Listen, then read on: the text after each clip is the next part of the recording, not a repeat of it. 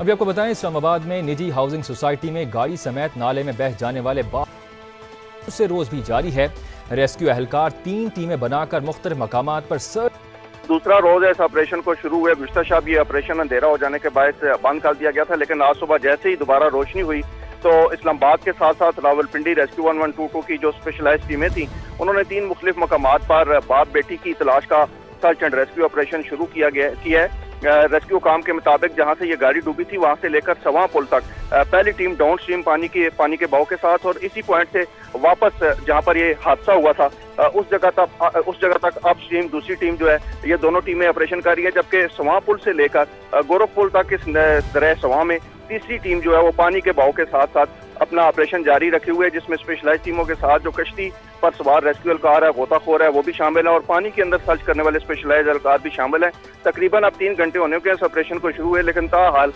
दोनों बाप बेटी जो हैं उनका कोई सुराग नहीं मिल सका, ना ही इनके साथ पानी में बह जाने वाली गाड़ी जो है उसकी अभी तक कोई क्लू मिला है। रेस्क्यू हुकाम का ये कहना है कि ये ऑपरेशन आज भी इन दोनों बाप बेटी के मिलने तक जारी रखा जाएगा।